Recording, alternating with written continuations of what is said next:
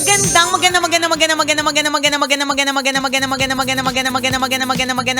tanghali, kumikinang na ulo, Diego Bandido.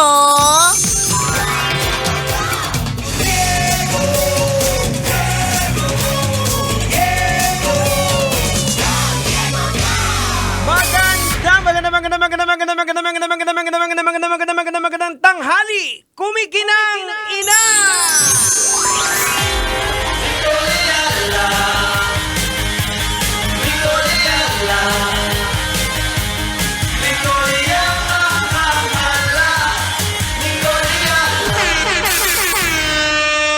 Ang haba ng January. January pa rin. Nakakaloka. Pero nung last year, parang ang bilis na nagugulat ka. Parang, January pa rin ba? Pero itong na-realize ko about January, madami ako mga post na parang in the past few years na pag January, parang yun yung isa sa mga lagi kong comments. Bakit parang ang haba ng January? Kasi ano siya nag-slow down yung mga engagement natin. Tsaka 5 weeks din yata siya ngayong week. Hindi ko lang alam. Almost 5. So, kagaya nung December, di ba, ang daming ganap. Parang di namamalaya ng araw. Pagdating ng January, namamalaya mo na lahat ng mga kailangan mong gawin na parang hala, ang dami. Actually, nung isang araw lang nag-uusap kami nila Titan Jello, nakatayo kami dyan mga alas 5. Ang haba pa ng oras, ano? Diba? Wala kasing ganap. merong nag-try na mag-explain niya na parang naguluhan din ako sa explanation niya. Meron siyang explanation sa psychology. Pero dahil English niya in-explain, hindi ko maitawid dito ngayon. Hindi ko po ma-share. Parang something like, kapag ka January kasi, kaya siya mas mahaba, parang or feeling natin mas mahaba or mas matagal o parang hindi nauubos si January kasi nga may New Year's resolutions, may new expectations, new ideas. Ito yung kapag halimbawa ikaw ay nasa opisina, ini-expect na may parang panibago kang may aambag, 'di ba? Tapos syempre yung mga plans mo for the year, ganun. Yun yung explanation niya. Tas sa utak ko, so paano nga? Paano? 'Di ba? Hindi ko sure nakatulong yung explanation.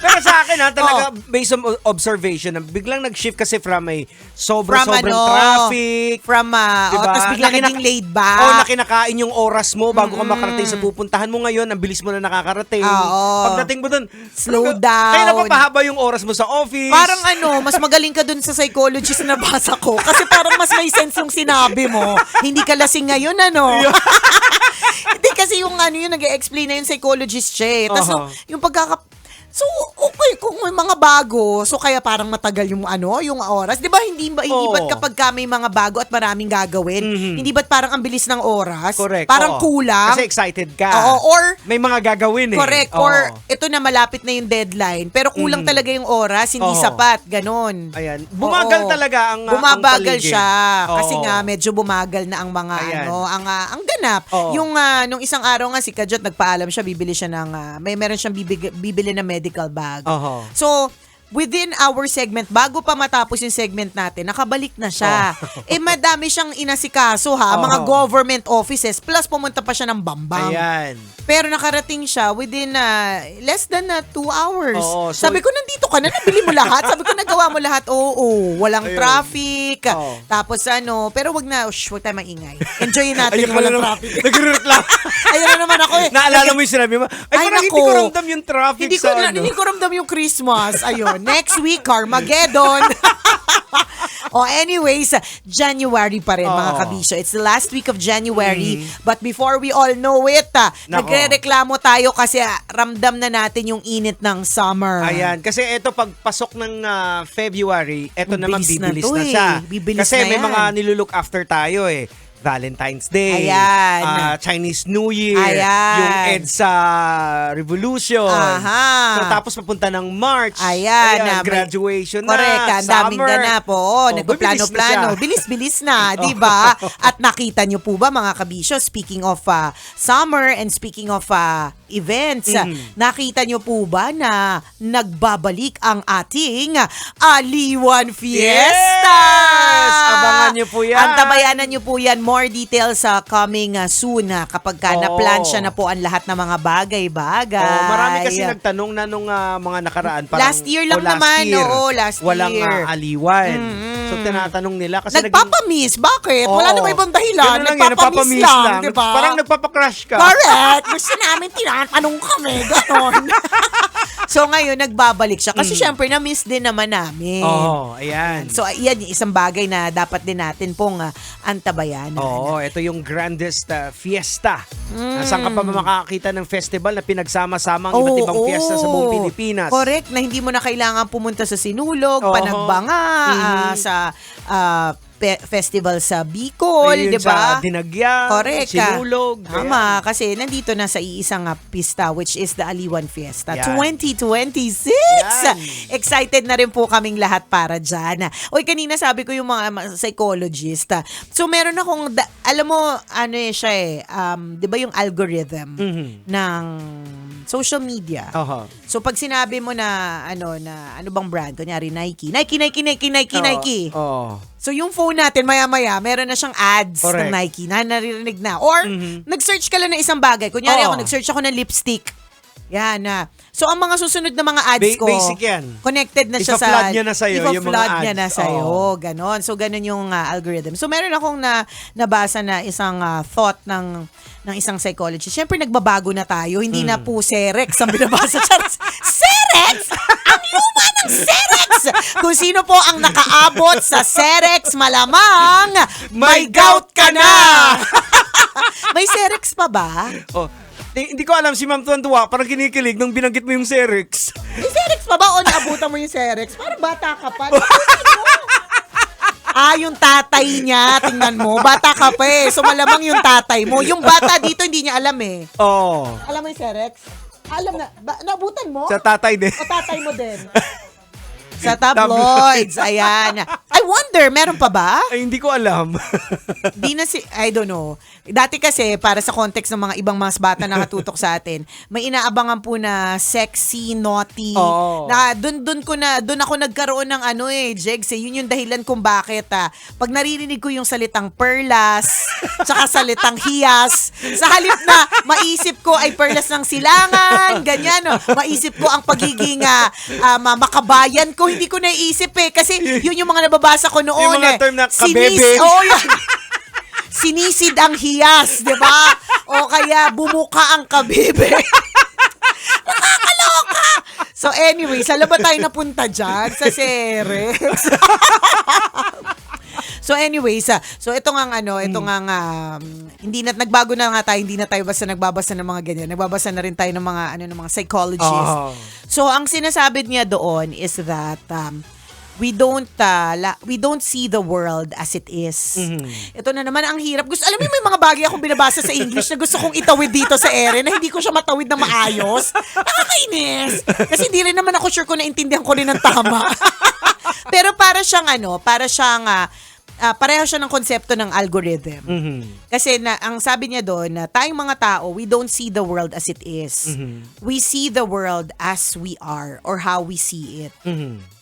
So, nung nabasa ko yun, sabi ko, ano yun? Hindi ko na-gets. So, diba? Teka, basa pa more. So, para siyang katulad ng konsepto ng algorithm. Na kapag ka nag-search ka ng isang bagay, let's say nga lipstick, o kaya cap, o kaya shades or whatever, alahas, mayat de la rosa pa yung jewelry. Type nyo. Mayat-maya lumalabas sa'yo, puro jewelry. Ayan, nandyan naka-live si Madam Mayet, diba? Ganon. Kasi nga, yun yung algorithm. So, ganun din sa tunay na buhay. Kung halimbawa, aalisin natin yung social media. So, kung halimbawa, ang tingin mo sa buhay ay isa kang victim or lagi ka na lang ape. Lagi akong kulang ako ang lahat. Ang lahat ng makikita mo or mapepresent sa'yo ng world ay yung mga bagay na mas lalong makikita mo na api ka. Parang ganon. So parang ano siya, connected din siya sa manifesting, law of attraction, ganyan. So if you feel like, if you always say na, hindi, victim ako, o kaya lagi ako niloloko ng mga lalaki, o kaya lagi ako nasa scam, for some reason, ang makikita ng mundo mo lagi ay yung mga ganon. It has something to do kasi yun yung tawag dito, yung parang inaabsorb ko anong nasa paligid mo. Yan. Sa brain natin lahat siya nangyayari. So dun sa brain mo, yung brain mo, yun yung mga pinoproseso. Yan. Parang 'di ba parang ang sinasabi niya doon, it's as simple as kung halimbawa gusto mo yung red na car. Gusto mo talaga ng red na car. For some reason, lahat na lang na nakikita mo ay red na car. Kasi may bias na sa utak mo eh. Ganon. Nag-a-alarm na siya, uy, red. Ay, red. Pero ang dami na pang dumaan na puti. Correct, oo. Hindi mo napansin. Hindi mo sila napansin. O di naman kaya yung red ay laging nandun. Hindi mo lang siya napapansin dati kasi hindi mo trip yung red na car noon. Ganon. So bakit ko to sinasabi? Wala lang, para kunyari matalino. Charas. Hindi, parang isang reminder na instead of looking at life ng negative, kasi pag we look at life na negative tayo, ang lahat na makikita natin negative eh. Yes. Makikita natin na nakakabwisit yung bansa, maiinis tayo doon sa enforcer na paupo-upo, na okay lang naman talagang umupo. 'Di ba? Kasi nga, ang brain natin is already wired towards the negative. Ayan. Depende diba? kasi sa exposure natin yan. Ayon naman to sa mga kaibigan mong mga lasing na Yan. na nag-aaral tungkol sa utak natin na yung bawat exposure natin, every time pag natutulog tayo sa gabi, ang nangyayari dyan is parang nagda-download siya ng information. Ayan. So sabi niya, we can actually relearn eh. Kung ano yung mga bagay-bagay. Kaya like for example, sa akin, i-example ko yung sarili ko. Dati iba yung pinapanood ko. Hindi maganda. So, nung nagsimula na ako, nag-journey na ako sa faith ko, yung mga napapanood ko sa kaya nag-iba din yung behavior ko. At hanggang ngayon napapansin ko, parang iba na ako sa dati. May mga ganun pa rin din eh. Na ibig sabihin, you can relearn. Oo. So, ibig sabihin, it's not too late for you to relearn something na mas maganda. So, speaking of sinabi ni Diego, download. So, sa halip na mag-download ka ng negativity, mag-download ka ng mga nakakasama at nakakapangit sa'yo, di ba? Tama. Ang i-download mo yung mga things that are positive para yung brain mo, ma-wire mo towards Ayan. positivity. So, importante dyan yung exposure mo. Kanino ka ba True. na-i-expose sa mga nega na tao? Correct. Or sa mga taong iaangat ka. Tama. Or na, wala lang isang paalala lang ngayong Lunes na ito. Tama. Salamat sa pagtutok, mga kabisyo. Oy, congratulations pala sa Love Radio sa atin. Maraming salamat po sa 8th Gawad La Salanieta Awards. Salamat. Kita-kits po tayo maya-maya lamang. Salamat sa paggawad po sa amin bilang most outstanding FM radio station. Tama. O, kita-kits yung mga lasalista dyan, ha? Ayan. Mamaya, salamat. O siya, hanggang dito na lang po ang tambalang kumikinang muli. Ako pong kumikinang na ulo, Diego Bandido. At akong kumikinang ina mo, Nicole Liala. Kailangan pa bang i-memorize yan? Basic! Metro's #1